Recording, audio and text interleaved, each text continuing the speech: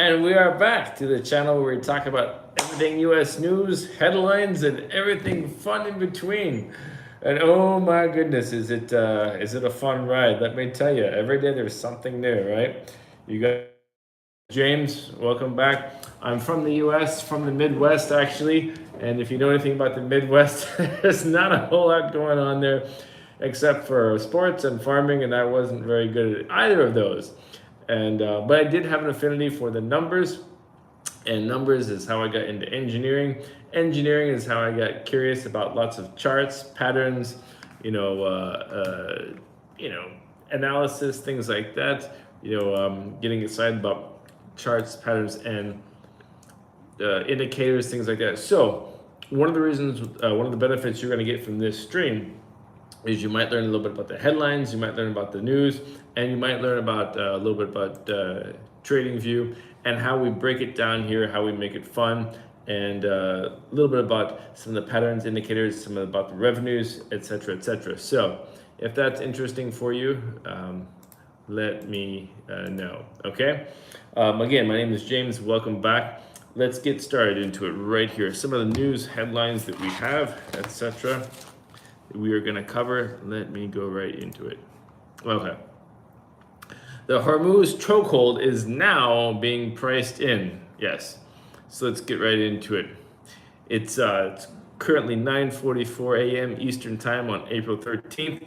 And the futures markets have already opened. Let's take a quick look at the current numbers right here. Dun, dun, dun. All right, we have got, looking right here at the Dow, 916.57. And also the S&P sitting here at 6816.90. And looking here at the NASDAQ, we have got 25019.93. And right now, an update about Western Texas Intermediate. West Texas Intermediate sitting here at 103.36, and Brent is at 101.72. And also, let's take a look here at spot gold right here. Dun, dun, dun, spot gold right here at 4730. And if you're curious about silver, it's at 73.90. Yeah, there's a little bit about that. Now, if futures are showing a decline of more than 1%, it suggests that the news regarding the breakdown of weekend negotiations has already been fully priced into the market. However, if the decline is only 0.5% or even less, that becomes very interesting. It implies that the market is still hesitating, or perhaps waiting for the other shoe to drop. Okay, now let me cut straight to some of my observations right now. During today's trading session, three variables are simultaneously coming to head. One of them is the true signal from futures, okay? It's not just how much they're down, but who's buying it. Got it. LOIM, greetings, welcome. Oh, it's IU. Yes, IU. Welcome. Got it. Dun. IU, if you have a question about anything, just go here straight to my homepage, and there's a message button right there. Just send me a message, okay? Right there on my homepage. If you can see it right there, just message me right there, okay? And thank you for joining me. And enjoy the show. Thank you always.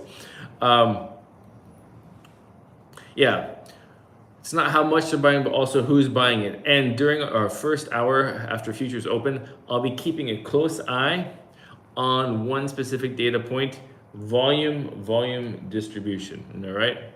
If the decline is accompanied by high trading volume, that indicates genuine position shedding by institutional investors. All right. Conversely, if prices are falling but volume remains low, that suggests retail panic, while institutions are placing limit orders to step in and buy the dip. Yeah.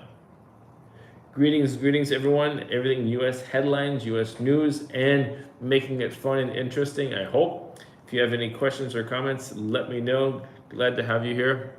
So, one of my thoughts, the most intriguing aspect right now isn't how much futures have fallen, but rather the term structure of the VIX futures. Let's take a look here at VIX. We're talking about right here. Yes, here's the VIX. Dun, dun, dun. If the near month VIX futures are trading then 3 points higher than the far month contracts, it signals that the market is pricing on extremely high short-term risk. Not just ordinary volatility, but genuine tail risk. Yeah. Dun, dun, dun. NFT Wizard, greetings, welcome. Yes, dun, dun. So, one of my questions to you right now, based on what you're seeing right now, is the decline in the U.S. equity futures greater than 1% or less than 1%? If it's greater than 1, give me a, if you think it's greater than 1, give me a yes. If you think it's not, give me a no, okay? Also, let's move on. Right now, NFT Wizard, this live stream is for everything U.S. news, U.S. headlines, and we're basically just covering some of the market news as well. Actually, and we're talking about some of the individual companies. If you have a question about specific questions about certain trades or certain tickers, just send me a message. Yeah. So, for example, this is not actually specifically trading at the moment, but yeah, you can find me. For example, go here to my homepage. You can find just hit the message button. Let me know if you have a specific question about anything, and just go from there. But yeah, this live stream is just for news updates and some of my insights as well. Hope you enjoy it. All right. Now let's talk more about this Hormuz and the blockade. My God, and it's not just an on or off switch; it's a gradual suffocation. Okay. So here we go. Let's go right over here to some oil right here. Dun, dun, dun.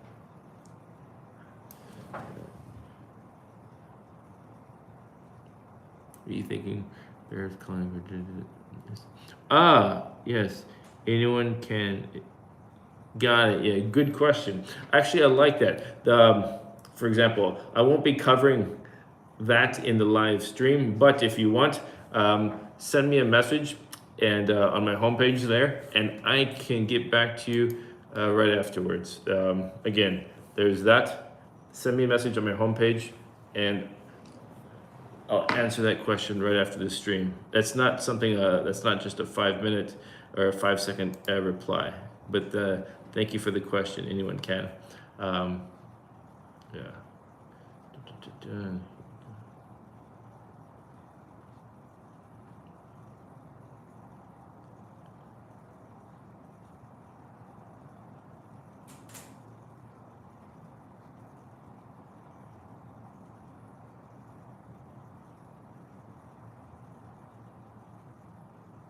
Now, again, like I said, the blockade isn't just an on or off switch. It's a gradual suffocation, okay? Now, many people tend to view the Strait of Hormuz as, it's on or it's off, or you can go through or you can't go through, and it doesn't work that way. What Iran is currently doing involves levying tolls, selectively granting passage, and placing obstacles at critical choke points.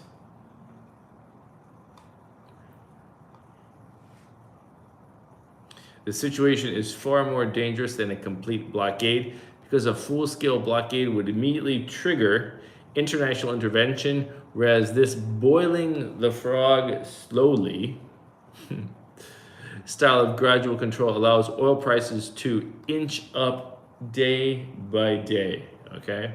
Consequently, the market remains trapped in the illusion of, let's just wait and see, constantly missing the true underlying risks. Got it. Ma Elizabeth 8399, greetings and welcome. Yes.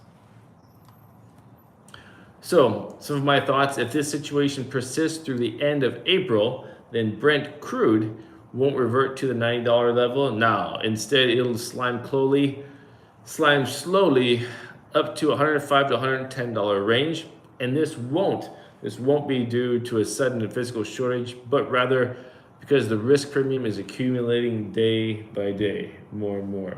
Yeah.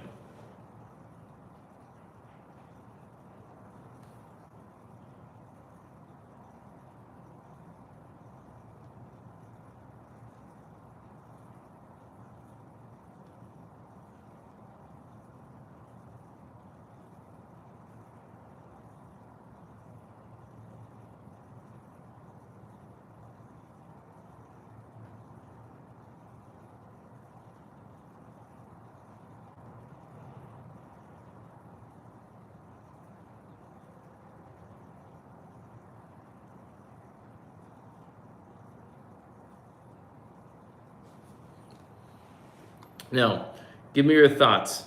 Do you think oil prices will break above $110 before the end of April? Give me a 1 for yes or a 2 for no. I'm just curious what you're thinking. Got it. Yes, stance. Yes.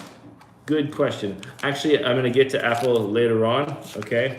Give me a moment with that. Okay. I'm going to go through Apple later on. And in the meantime, let me know what you're doing with Apple. Okay. For example, go here, right here to my homepage button right there. Send me a message and let me know what you're doing with that. Okay. And thank you for the 1. I appreciate that, Stance. All right. Now, going back here, let's see. Anyone can oil drop gold and got it. Thank you for the message. Anyone can. All right. Now, another one.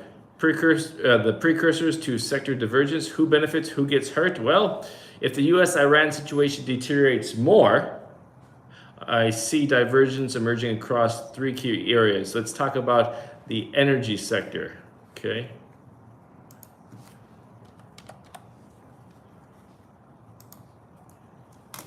Now, a short-term beneficiary, be aware of the paradox. The higher oil prices climb, the greater the probability of a recession. If oil prices remain consistently above $110 for 3 months, the global economy could be dragged directly into a state of stagflation. Okay? At that point, energy stocks. Yes. Stance, thank you very much for the follow in the comments. I'll look forward to chatting with you afterwards. Just send me a message. And looking at the technology sector.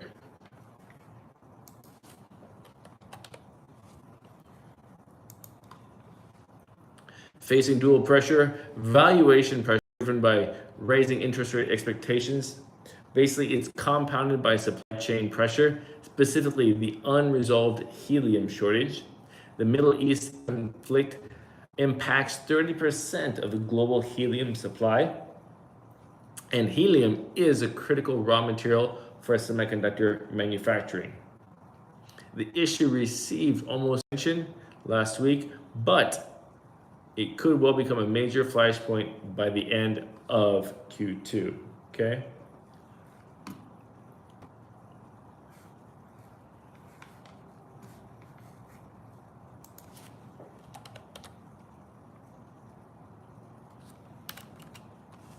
Now let's talk about gold. What about gold, the most direct safe haven asset? Share your thoughts on gold if you want. If gold prices open on Monday, immediately breaking above 4,800, then 4,850, or even challenging the 4,900 mark, it signals that smart money is rushing toward the safest possible havens. Now, if the geopolitical situation worsens, which would you prioritize? Energy stocks, gold, or cash? Type energy, gold, or cash, and let me know which one you would prioritize. All right. Now, I've got several questions coming up here, popping up in the comments about whether you should invest in gold or whether you should look at energy or tech and specific stocks here and there. In this environment, any specific actionable advice must be tailored to your own individual situations and individual circumstances, etc. So what I want you to do is send me a message, contact my assistant directly and explain your issue, explain what situation you're in, what you're doing, and then that information will then be forwarded to me, and I'll provide you with my personalized perspective in a private reply. Let's see. Okay. Travis, thank you for the reply. Thank you for the message. Yes. Now, again, let's talk a little bit more here. We have 3 key time points this week. Futures close. Observe whether institutional investors are willing to hold positions overnight. If unusual sell-off occurs late in the session, it suggests that some players are actively reducing their risk exposure. Now, April 14th, what about PPI data? Well, the producer price index will reveal the extent to which rising oil prices have already translated into increased production costs. And April 15th, the Fed's Beige Book. This report offers the Federal Reserve's qualitative assessment of economic conditions across its various districts. If the text contains phrasing like rising oil prices are beginning to dampen consumer spending, or market expectations for interest rate cuts could face further downward pressure. Now, here's one of my questions to you then. Of these three events, which do you think will have the greatest impact on the market? What do you think? Is it going to be the PPI, the Beige Book, or futures? Let me know.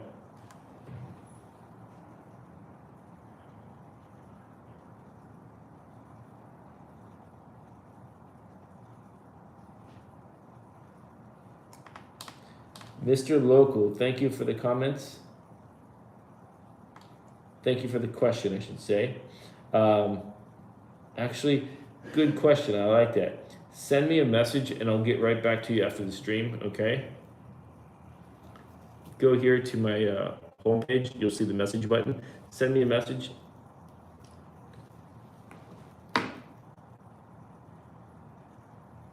Yes, the same with you, Jeremiah. Very good question. I like it. Jeremiah, go to my homepage and send me a message. I'll follow up with you right after the stream, okay? Jeremiah, right here, go to my homepage, message me, and I'll get right back to you. And Josh, greetings. Thanks for the likes. Thanks for the shares. I appreciate it.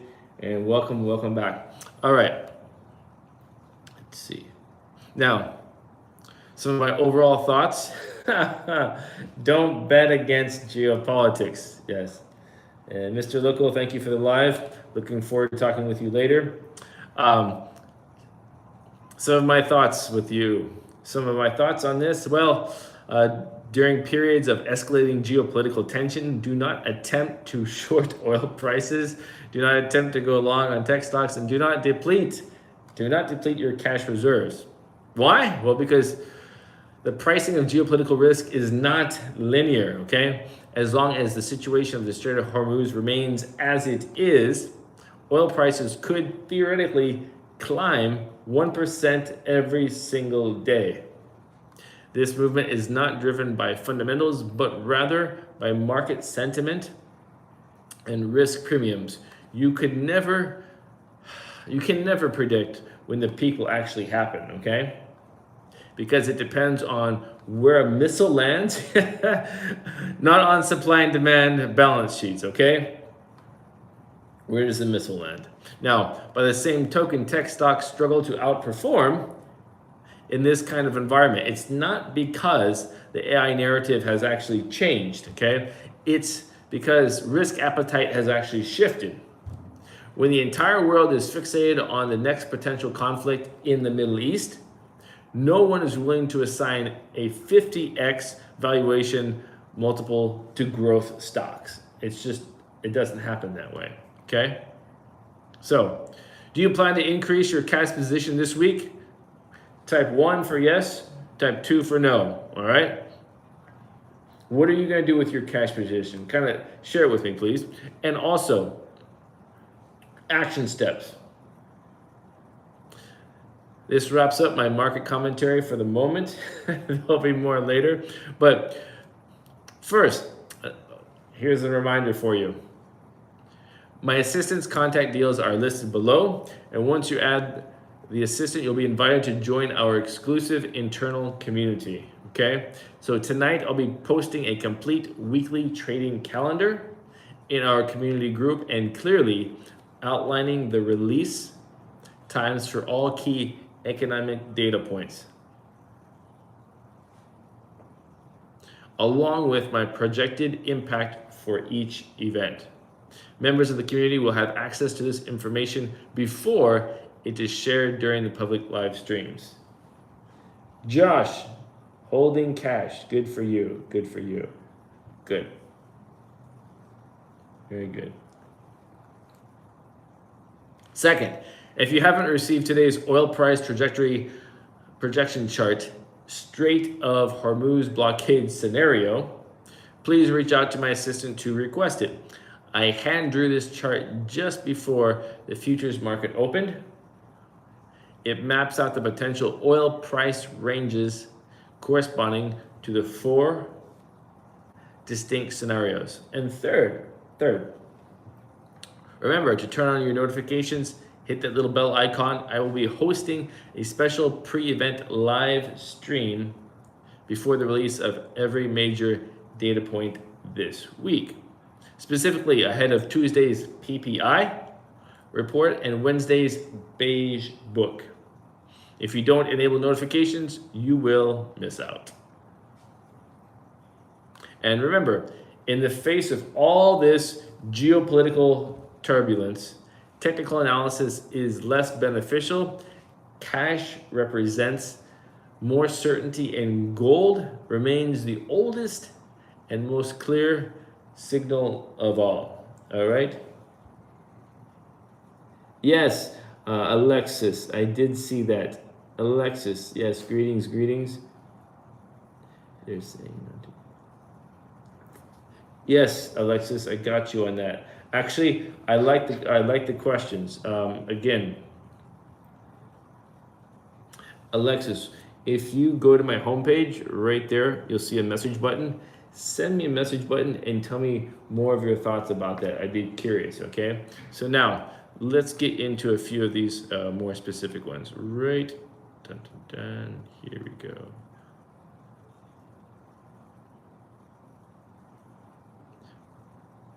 All right.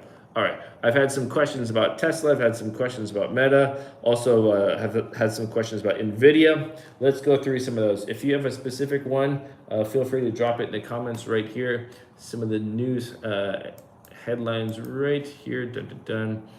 Here's one of them. Tesla stock is actually on the 8-week losing streak. It was actually down 3.2% and then down 22.4% for the year. Let's take a look at what it's doing right now at the moment. Okay, here we go. Tesla. Right here. And actually, right now at the moment, interesting. It is, it's rebounding right now. It's at 355.57. So for those of you who are asking me about Tesla, got you. And Alexis, let me get right back to you right here. Let's see. Yeah, West Texas. You're right. It did go above 100 already for sure. West Texas Intermediate is at 101.65 at the moment. Brent crude, Alexis, is at 100.32. And it's going to be an interesting week. Let's just say that, okay? And now going back here, Tesla. If you're curious what software I'm using, this is TradingView. And if you go over here to the bottom right corner, you'll see a quick news update. If you're looking at Tesla, Netherlands approved Tesla's full self-driving, the first regulatory clearance for FSD in Europe, just bearing that in mind. And right here, you can see, for example, how it's rebounding right here. Also, you see the same thing here in the RSI. The RSI just rebounded. It's at 40.93. And for many of you, this might be a little bit boring, but for some of you just jumping on, this is here to help you a little bit, to introduce you to some of these indicators. Briefly, very briefly, the RSI, Relative Strength Index, this line represents the 70, the overbought. This line represents the 30, the oversold. Again, these are just guides, and they go way overbought and way oversold before they ever market correct and come down, or market rebound and come back up. So just bear that in mind. And in here, in this area, this is your neutral area between around 45 to 55, etc., around in there. And I can show you chart patterns that are very neutral and matching with this. Now let's keep going. Right here with Tesla, again, you can see it rebounding on the RSI. Right here, just another brief intro. For example, your MACD, your moving average convergence divergence, right here, done. When the blue MACD line crosses the signal line going up, you have an upward price chart, as you see right here. When the blue MACD line crosses the signal line going down, right there, you're going to have a downward pattern, as you see right there. That is a super simplified, oversimplified explanation, but again, I'm just introducing you to it. If you want more information on those indicators, just reach out and ask. All right, there we go. Now, again, if you're looking for chart patterns, here's a quick one for you. Here's your head right here, left shoulder, right shoulder. Here's your neckline, breakout going down. That's the head and shoulders. I don't make the names. I know it sounds funny, but I just find the patterns. Yeah, this is not a shampoo commercial, but having said that, let's keep going right here. Okay, that's Tesla. Another one I get asked a lot about is NVIDIA. Okay, right here we go. Bum, bum, bum. Greetings, Chris. 533, welcome. All right, here is NVIDIA. I've got many questions about this one. Okay, here we are. NVIDIA right now is also rebounding, as you can see right here. Dun, dun, dun. Let me give you right here. And at the moment, NVIDIA is at 187.89. Again, it's rebounding from going all the way down to 164. And you can see that also. Josh, great comment. And your sense of humor is not lost on me. I love it. Yes, McDonald's indeed. All right. And I appreciate that. Good vibes. And right here, your RSI, let's see, right here is climbing. RSI on NVIDIA right now is at 60. And you can see that right here also in this indicator as well. I've never heard that before, Josh, but I like it. Right now, the volume, as you see right here, volume is at 29.23. And NVIDIA Blackwell GPU spot rates in cloud data centers jumped to, let's see, $4 an hour, up 48% from 2 months ago, signaling a big short-term rise in demand and pricing for NVIDIA's latest data center chips. Let me repeat that for anyone who's looking at NVIDIA.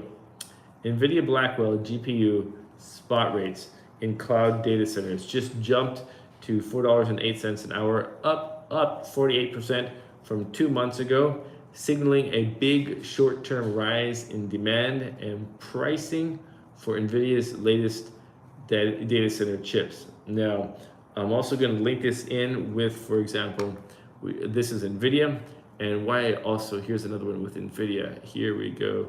Thank you very much for the likes. I appreciate that. NVIDIA is also backing S5 as S5 valuation hits 3.65 billion. Here we go. What is S5? Thank you very much. S5 is a company founded in 2015 by UC Berkeley engineers who created an open source chip design. They've landed a 400 million oversubscribed round that values the company at 3.65 billion. And this deal is interesting for a bunch of reasons. For one, S5's open chip design is based on RISC processor, not Intel or ARM, the two major types of CPUs that currently feed NVIDIA's GPU computer system AI empire. Interesting. But yeah, that's a little bit about who NVIDIA is backing. Now, another thing, here we're going to talk a little bit about, that's NVIDIA. We're also going to talk, where is my TSMC? Taiwan Semiconductor. We've got to link them in too. Why is Taiwan Semiconductor right now in the conversation? Because, where is it? TSMC is Asia's most valuable company, a key supplier to NVIDIA and Apple. We had someone ask about Apple a few minutes ago, and yes, I told you I would bring that into the conversation. If the person that asked me about Apple is still here, let me know. But yeah, so TSMC is a key supplier to NVIDIA and Apple. So it's also, if NVIDIA is important to you, so is TSMC. If Apple is important to you, so is TSMC. And right here, TSMC in this headline is likely to book fourth straight quarter of record profit on insatiable AI demand. So here we go. TSMC, the world's largest manufacturer of advanced AI chips, will likely notch up a fourth consecutive quarter of record earnings with a 50% surge in net profit for January through March, thanks to booming demand for AI infrastructure. Wow, there we go. So it's looking right here. Let's go. We talked about NVIDIA right there. If you want more information on NVIDIA, let me know. Let's go over here to TS. Um, no, sorry. Uh, uh, Chris, TSMC, C as in cat, Taiwan Semiconductor. Just put in TSM. If you're looking for the ticker, TSM. TSM. There we go. So here is TSM. And right now you're looking at a volume of 2.25 million and market cap is at 1.63 trillion right there. And look at this. At the moment, again, their RSI was at 36. Now the RSI is sitting here at 60. And you see right here, actually, at this moment, they are market correcting. They're at 367.7. They went from 314 and now they're at 367. Just a little update on them. And wow, it's an interesting story actually. There we go. Let me come over here just to give you a couple quick chart patterns. Again, here's your double bottom and your neckline breakout going up to push the chart pattern up. And let's see. I'll give you another quick one real fast before I move on. Here we go. Dun, dun, dun. Let's see. Come on. Sometimes these things are not as easy to see as other times. Other times they are easier. But for example, here's one that jumps out very easily. Here is your, again, here's your head. Left shoulder, right shoulder, neckline breakout, bang, it goes down. If you want more chart patterns, just feel free to ask. They're pretty, yeah, if you zoom in, zoom out, you can see them easier. Again, there's different patterns. And again, if you're wondering, my time right now is on 1 day. Dun, dun, dun. Here we go. And let's see, bring this down right here. Zoom out. Yeah, so volume right now is 2.26 million and market cap is at 1.63 trillion. Another one I wanted to talk to you about, here's another headline you might be interested in is, for example, here is Meta. Meta must face youth addiction lawsuit by Massachusetts courts, the court rules. So again, is Meta addictive? Well, apparently they have to answer to it. Yes. So Meta platforms must face a lawsuit by Massachusetts Attorney General alleging the company actually designed its Instagram social media platform to addict children.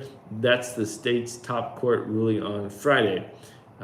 It's the first time that a state high court has considered whether a federal law that generally shields internet companies from lawsuits over content posted by their users would also bar claims that companies like Meta knowingly addicted young users. Interesting, right? So how many on here are addicted to social media? Let me know. Yeah, let's see. Now let's talk another one about Meta. Where is it? Here's another one. Where is it? CoreWeave, yeah. Why am I talking about Meta and CoreWeave at the same time? Because CoreWeave stock also just jumped 11% on a deal to power Anthropic's Claude. What is this all about? Well, CoreWeave announced Friday that it has entered a multi-year agreement with Anthropic to power its Claude AI intelligent models as the demand for infrastructure continues to climb. Now, shares of NeoCloud climbed 11% following the news. With the addition of Anthropic, 9 of the leading 10 AI model providers now leverage CoreWeave's platform, reflecting growing demand for infrastructure that can support AI at scale. The deal comes 1 day after Meta committed to spending an additional $21 billion with the AI cloud provider. And yeah, so that's a little bit about CoreWeave, a little bit about Meta, and a little bit about Anthropic. So let's put these all together. Let's take a look right here. Dun, dun, dun. Here is, we were talking about Meta. They've had many rounds in the courtroom. It looks like they're going back to court as well. Here we go. Here is Meta. Dun, dun, dun. Yes. And if you have other ticker symbols you want me to look at, just feel free to ask, put them in the comments. Here is Meta. Meta said AI powered, oh, look at this. This is on the little update on TradingView.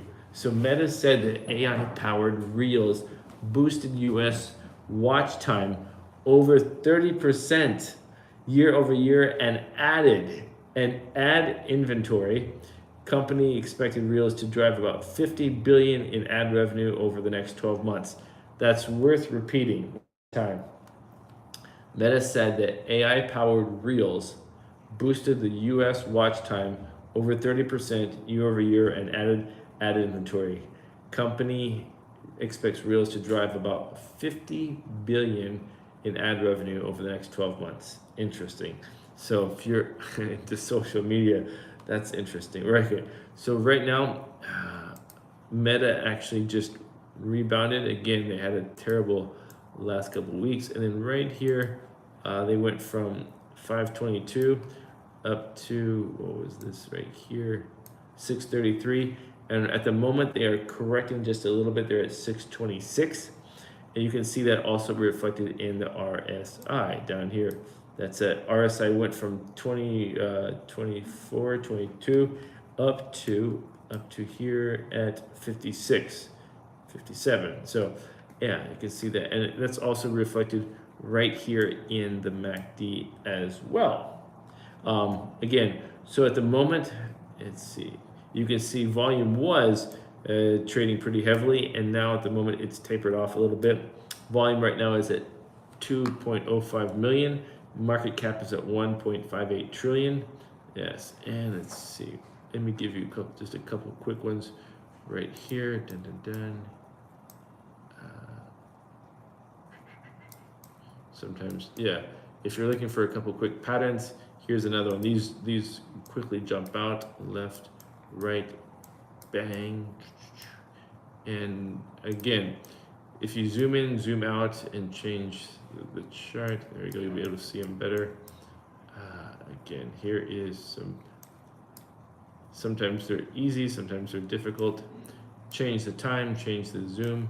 Like for example here's your reverse and a kind of a diagonal neckline that pushes it up right there. Again, that's the reverse. Again, head and shoulders go, there's the head and shoulders, and then there's the reverse head and shoulders. There's both ways. Sounds kind of funny, I know, but that's just how it works. And if you want more, just feel free to ask. Let's keep moving now. Here we've got other material to get through. Dun, dun, dun. Right over here. Okay. Yeah. Okay, that was Meta. Again, that let's take a look at CoreWeave now, because CoreWeave is working with all of them. Dun, dun, dun. Here we go. Okay. Again, if you're not familiar with CoreWeave, let me help you out. CoreWeave engages in the powers of the creation and delivery of the intelligence that drives innovation. It offers a solution used by organizations of all sizes that require sophisticated AI computing, from the largest of enterprises to small funded startups. There's that.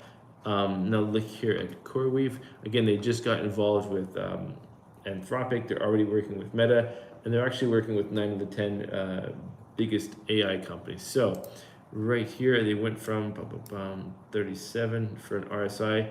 Right here, they are sitting at 70 in the oversold area. Right there, you can see the small circle right behind me. And as you'll see, the MACD jumped up right there.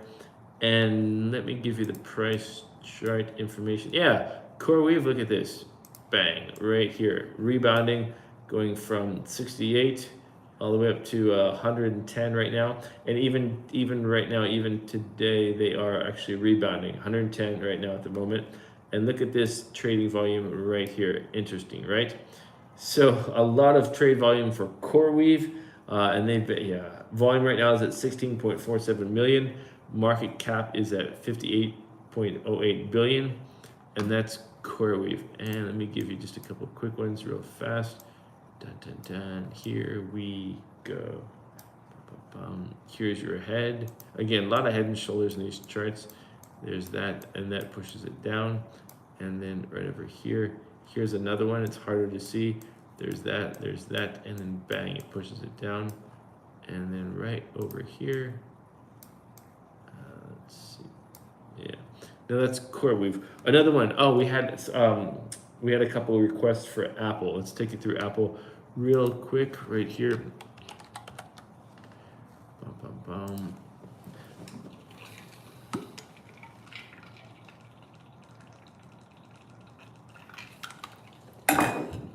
Okay, here we are, Apple, because Apple is also, we talked about NVIDIA, we talked about Apple, and we also talked about TSM, Taiwan Semiconductor, and Apple is one of the big customers for TSM, because TSM is one of the few that makes the advanced chips.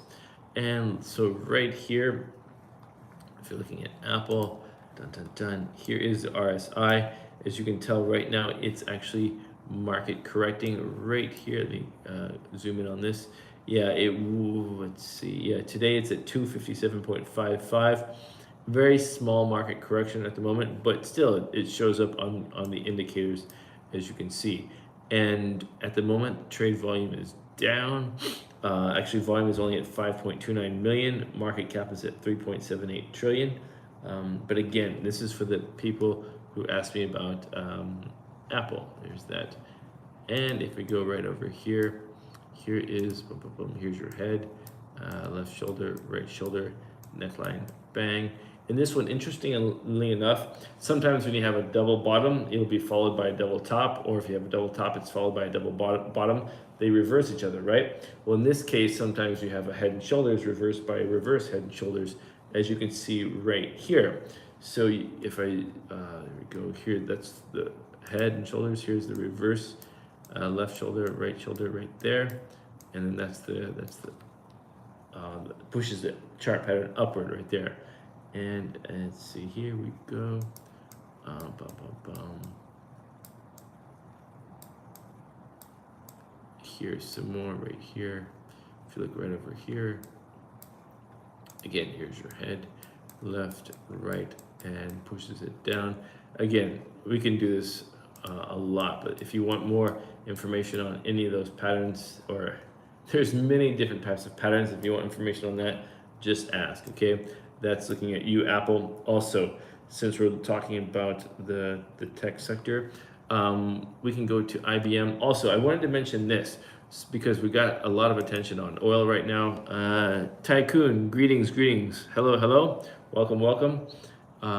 Let's see, right here again, West Texas Intermediates at 101.43. Brent crude is at 100.14. I wanted to also give you an update right now on, we talked about oil, so let's talk about an update on Exxon. Some of you might have that in your portfolio. Right here, volume for Exxon is sitting here at 3.52 million. Market cap is at 638.26 billion, and it is, surprisingly, it is actually correcting at the moment. 153.06. It's fallen the last 3 days. Now I'm curious. Let's see what Chevron is doing at the moment. Chevron, right here. And also, Chevron is also market correcting at the moment, and its volume is at 2.35 million. Yeah. And let's do one more. Conoco, Phillips right here, just to check on them. Interesting, they also are still market correcting. Yeah. Now let me give you another, let's see. Oh, we talked about gold as well. Let me do this one. Since the metals right now, let's give you an update on this one. Right now, gold is at 4715 and silver is at 73.84. Let me give you an update on some of the miners, because the miners are also, they follow suit pretty well. Here's one, the Newmont, that's a big one. So interestingly enough, at the moment, Newmont is correcting. They're sitting at 117. Again, it's a big miner. Curious if that's Newmont. What is Freeport? Here's Freeport McMoran. Also, all All right, here is Freeport McMoran. They're actually still rebounding, so it's interesting. They're still rebounding, whereas Newmont is correcting. Let me do one more. Let's see what Hecla's doing. Hecla Mining right here. Yeah, so Hecla Mining is also still rebounding today. Interesting. Anyway, for those of you that might want more information about gold or silver, feel free to reach out. And let's continue here. Yeah, there we go. Now, right here, for example, it's currently 10:29 a.m. Eastern Time, April 13th, and the futures markets have already opened. Let's take a quick look at some of the numbers. Right now, sitting here at the Dow Jones. Dow Jones is sitting here at 47,916. And the S&P, let's look at the S&P, 6,816. And the NASDAQ at the moment is at 25,125. And we just talked about West Texas Intermediate being at 101.42. And we talked about how the gold is at 4717. Yeah. So if futures are showing a decline of more than 1%, it suggests that the news regarding the breakdown of weekend negotiations has already been fully priced into the market. However, if the decline is only 0.5% or even less, that becomes very interesting. It implies that the market is still hesitating or perhaps waiting for the other shoe to drop, if you will. Let me get straight to some of my thoughts. During today's trading session, three key variables are simultaneously coming to a head. First, the true signal from the futures. It's not just how much, but it's also they're down, but who's buying. Now, the first hour, the futures open, I'll be looking closely at one specific data point, volume distribution, okay? If the decline is accompanied by high trading volume, that indicates genuine position shedding by institutional investors. Conversely, if prices are falling but volume remains low, that suggests retail panic, while institutions are placing limit orders to step in and then just buy the dip. Now, some of my thoughts on this. The most intriguing aspect right now isn't how much futures have fallen, but rather the term structure of the VIX figures, okay? If the near month VIX futures are trading more than 3 points higher than the far month contracts, it signals that the market is pricing in extremely high short-term risk. Not just ordinary volatility, but genuine tail risk. Now, one of my questions to you is, for example, what are you seeing right now? Is the decline in the U.S. equity futures greater than 1% or less than 1%? Type 1 if it's greater, type 2 if it's less. Let's see. Sonic, yes, got you on that.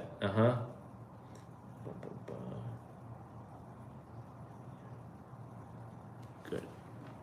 And let's talk about Hormuz. The blockade isn't just, thank you, Sonic, thanks for that. The blockade isn't just an on or an off switch, it's actually gradual suffocation. Now, many people tend to view the Strait of Hormuz as a simple on or off switch. However, that's not really how it works.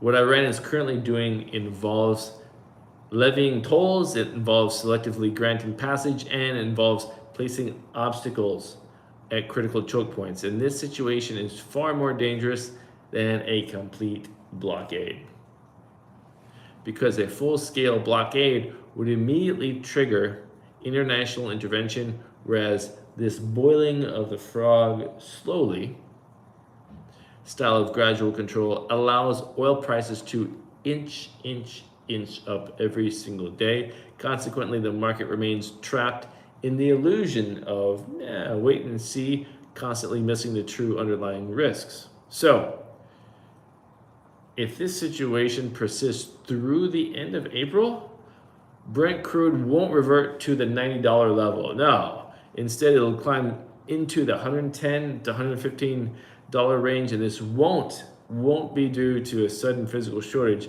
but rather because the risk premium is accumulating every single day, bit by bit. So let me know your thoughts about oil prices. Will they break above $110 before the end of April? 1 for yes, 2 for no. Give me your thoughts on that. And thank you for participating. Now, also, sector divergence. Who benefits? Who gets hurt? If the U.S. Iran situation deteriorates even more, I foresee divergence emerging across 3 key areas.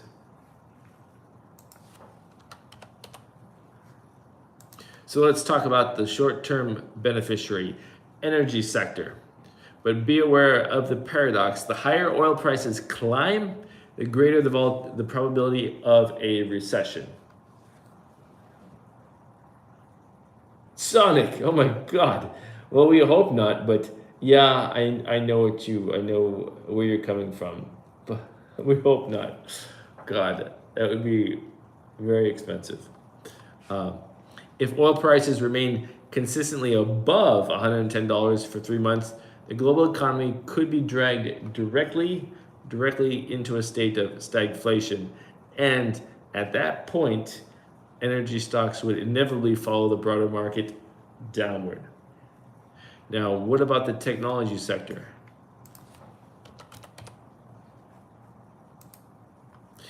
This is facing dual pressure driven by rising interest rates expectations, compounded by supply chain pressure, specifically the unresolved helium shortage. Okay, the Middle East conflict impacts 30% of the global helium supply, and helium is critical. It's a critical raw material for semiconductor manufacturing.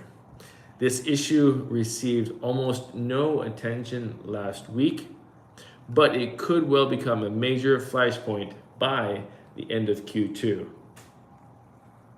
Now let's talk about gold. Now, gold, the most direct safe haven asset. Yes. Got it. Sonic, thank you for the insights on that. I appreciate it. 40, wow. Okay. Give me your thoughts on gold, Sonic. What do you think about gold? Gold, the most direct safe haven asset. If gold prices open on Monday by immediately breaking through 4,800, then 4,850, or even challenging the 4,900 mark, it signals that smart money is rushing toward the safest possible havens. Yes, I agree, Sonic. Give me your thoughts. How high? How fast? Yeah. So, if the geopolitical situation worsens, which would you prioritize?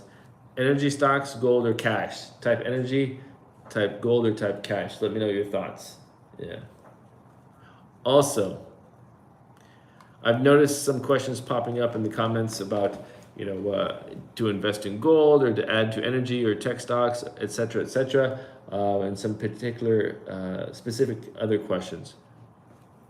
Now, in this environment, any specific actionable advice must be tailored to your own individual situations and circumstances and the amount of risk that you have. So again, contact my assistant directly and explain your issue, and my assistant will forward that to me. I'll provide you with a personalized perspective in a private reply. Hopefully that's helpful. Now, some of the key points this week, again, today, April 13th, observe whether institutional investors are willing to hold positions overnight. If unusual sell-offs occur late in the session, it would suggest that some players are actively reducing their risk exposure. And also, April 14th, Tuesday, PPI data. The producer price index will reveal the extent to which rising oil prices have already translated into increased production costs. And April 15th, Wednesday, the Fed's beige book.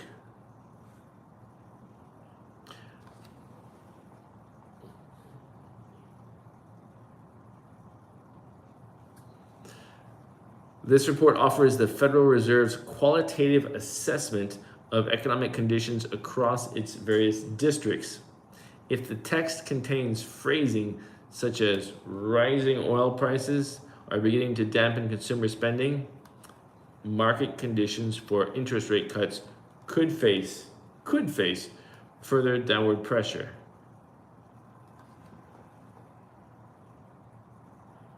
Oh, Sonic, interesting. 5,600 announced. Now, okay, Sonic, I got your message. Now that's when is that? You're saying that by the end of what? By the end of what's your time frame on that?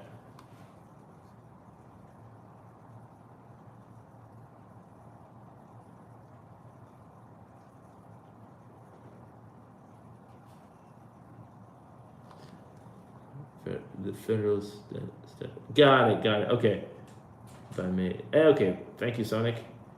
Dun, dun, dun. Very good insights. I like it. Okay. Now, of these three events which I just mentioned, which one do you think will have the greatest impact on the market? Let me know. PPI, the beige book, or futures? What are your thoughts? Let's see.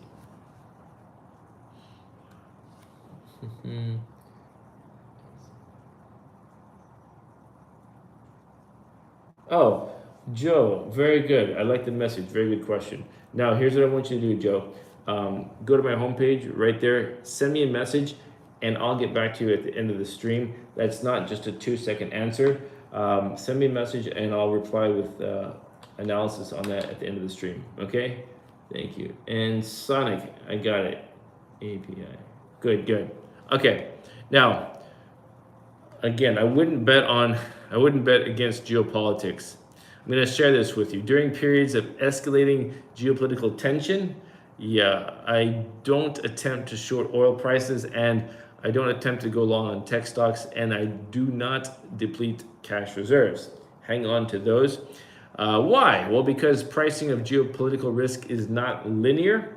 As long as the situation in the Strait of Hormuz remains as it is, oil prices could theoretically climb 1% every day. And this movement is not driven by fundamentals, but rather by market sentiment and risk premiums. Okay? You can never predict when the peak will actually happen because it depends on where the missile actually lands, not on supply and demand balance sheets. Sonic, I like the comment. Yes. Dun, dun, dun.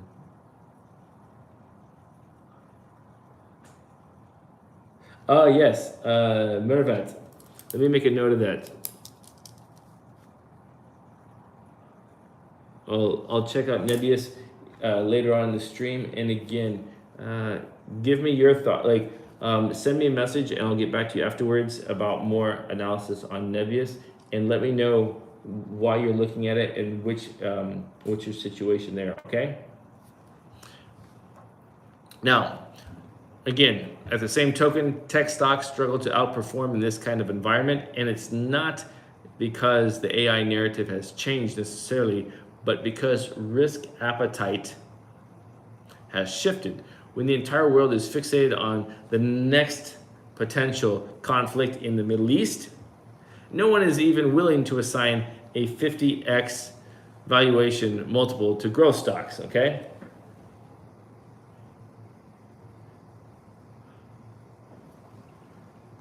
Now, do you plan to increase your cash position this week? Give me 1 if you plan to increase it. Give me 2 to indicate you'll keep it unchanged, okay?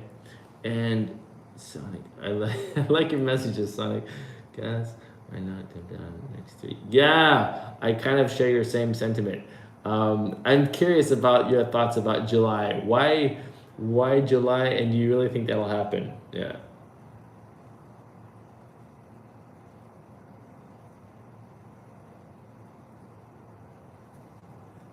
All right.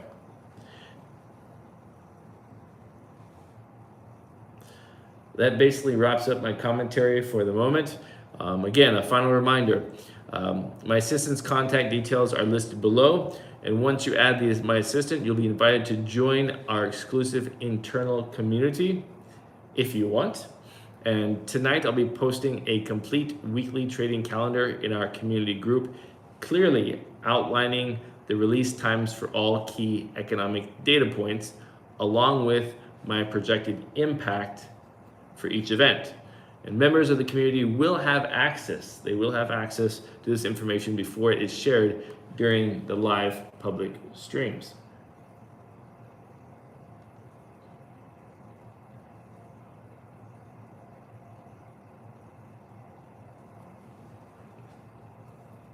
Second, if you haven't yet received today's oil price trajectory chart, Strait of Hormuz blockade scenario, please reach out to my assistant to request it. I hand drew this chart just before the futures market opened. It maps out the potential oil price ranges corresponding to 4 distinct scenarios. Okay? And third, remember to turn on the notifications, hit the little bell icon.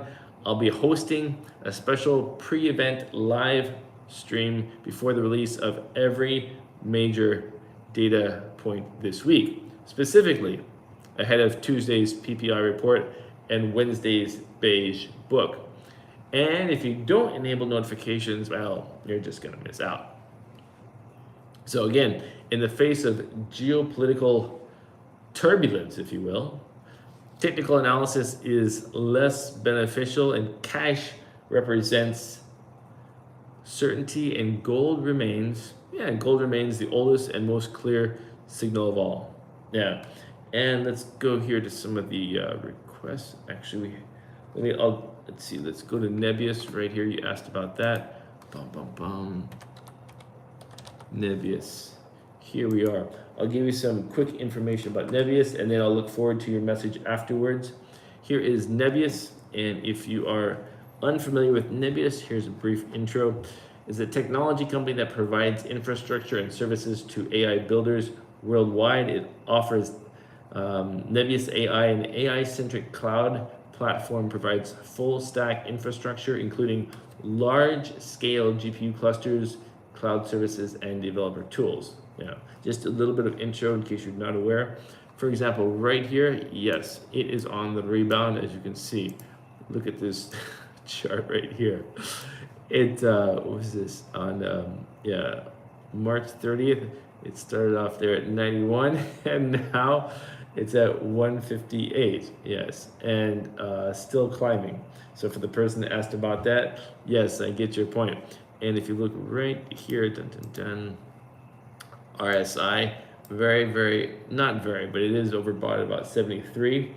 And as you can see, there is a lot of trade volume right now. Actually, trade volume for 9.55 million. Market cap's at 39.74 billion. And the MACD also reflects that as well. So I forget who it was. Let me see here. Somebody asked me about for the person that asked me about Nebius, there's some information for you. And let's see, Joe, I'll get back to you after the stream if you send me a message. And yeah, Sonic, I know what you're talking about, gas prices. But yeah, I'm curious to hear more about your thoughts about July. There's Nebius. Now, another one we'll talk about right here is NVIDIA. I've had several questions about NVIDIA. Again, let's remove this. Here we go. NVIDIA right here. Now, NVIDIA at the moment. Oh, a little update about NVIDIA in case you're wondering. NVIDIA is also now backing this company called S5. It just hit 3.65 valuation, and S5 is a company founded in 2015 by UC Berkeley engineers who created an open source chip design. And there's a little bit about that. If you want to research that, you can. But here's NVIDIA. Right now, it's still rebounding. It's at 188.87. Again, that recently just went from 164, and now it's at 188. And RSI is just sitting here at about 61. There's that 61 right there.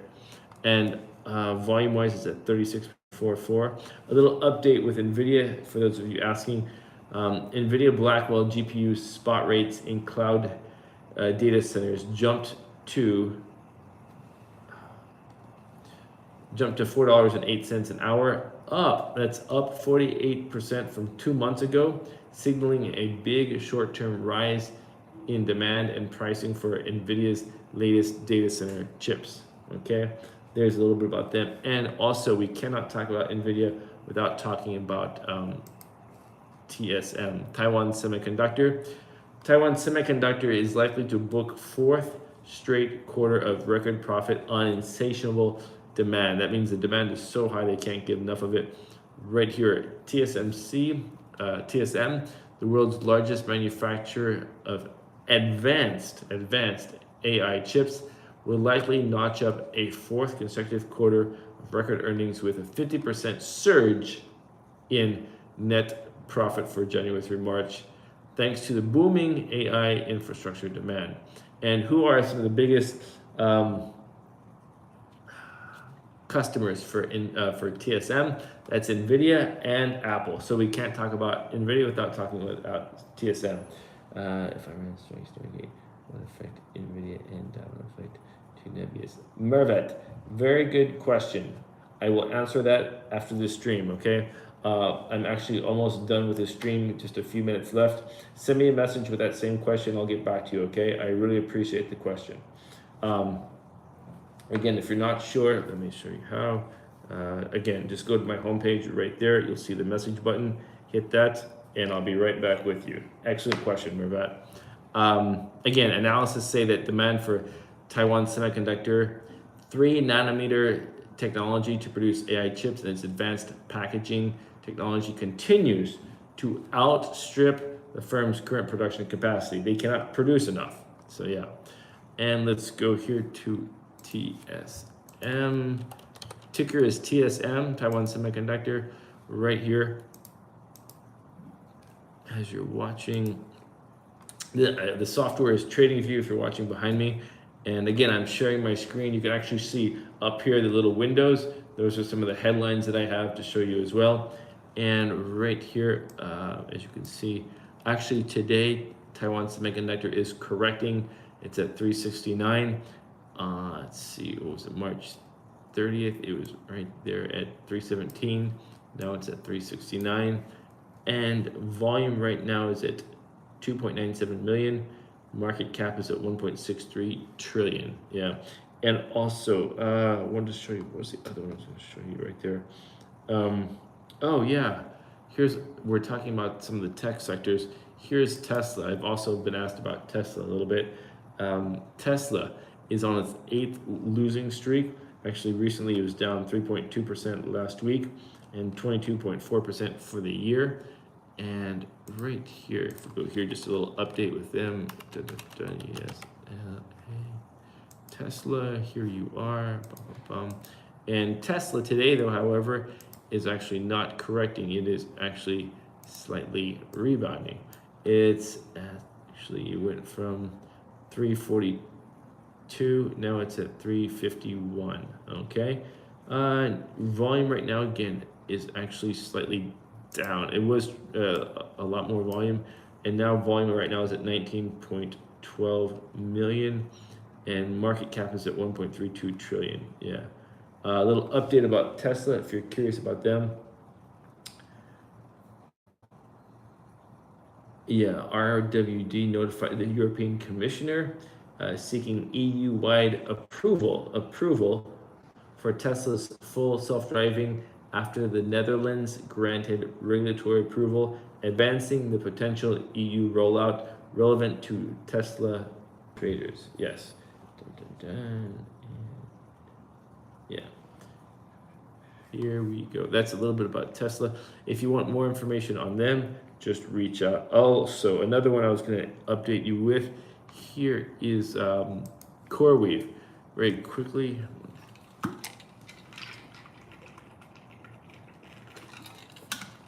CoreWeave just jumped 11% on their deal with Anthropic's Claude. Keep in mind, CoreWeave, this deal comes one day one day after Meta committed to spending an additional 21 billion with the AI cloud provider. The deal adds to a prior 14.2 billion commitment announced in September. Yes. So there's that. And yeah, CoreWeave announced Friday the intraday multi-year agreement with Anthropic to power its Claude AI models as demand for infrastructure climbs. Jumped 11%. Yeah, let's take a look at CoreWeave right here. Dun, dun, dun, dun, dun, dun. CoreWeave right here. Bum, bum, bum. For those of you looking at CoreWeave, or if it engages in the power of the creation and delivery of intelligence that drives innovation, it offers a solution used by organizations of all sizes that require sophisticated AI computing, from the largest to the smallest. And again, if you're looking at movers and shakers, right now CoreWeave is moving. They've actually rebounded. They were March 31st at 68. Now they're at 112. And look at the trade volume right there. Also, RSI right now jumped up all the way to 72 right now, so it's actually in the overbought area. Look at how the MACD climbed on that as well. Volume right now is at 24.2 million, and market cap is at 59.4 billion. Again, if you want more specific insights on this stuff, just send me a message and I'll get back to you after the stream. And let's keep going. If you want a couple chart patterns here, for example, here's your double bottom, neckline breakout here, and then also here's your head, left and right shoulder to push this down. The same thing right over here. Bang, there's that, left and right, push it down. Yeah, and then also, since we talked about CoreWeave, let's also talk about Meta as well. Here's Meta at the moment. Dun, dun, dun. And let's look right here. For example, hold on. Here. Now, here's looking at Meta. You can see right here at the moment, Meta is correcting. It's down at 626.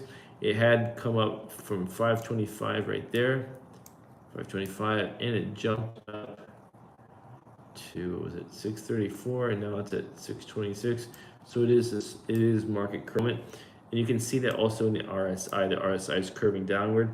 And here's a little piece of information that might be interesting if you are a Meta fan.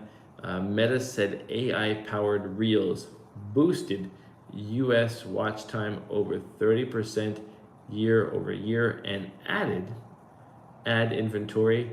Company expects Reels to drive about 50 billion in ad revenue over the next 12 months. Interesting. I thought it was.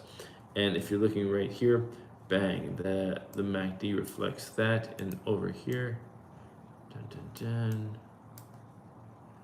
If you're looking, yeah, for example, here's some patterns for you here. The head, left, right, bang, right there. And going over here, the same thing. Again, you can see more of those. If you want, just ask. And right now, let me go here to the volume. Look right here, the volume is actually down at the moment, but was recently trading higher. Volume is at 2.95 million. Market cap is at 159 trillion. Again, let me pull this back down here. You can see that right here. Hold on. Shoot, 1 second. Dun, dun, dun. Here we go. Yeah. Now, another one I was going to share with you. We were talking about some of the movers. Look at this. I'll show this with you. AMD, Advanced Micro Devices. If you're looking for some movers, here's another one right here. Look at this chart pattern right here. Here you go. This one started out, what was it, at 195. Now it's at 244. AMD is also on a slight correction at the moment, but my point is right now volume is at 7.38 million and market cap is at 398. But yes, here's another one that is totally rebounding at the moment. Another one also that you might look at is Oh, this one I saw. Also, if you're looking for another rebound, here is Broadcom.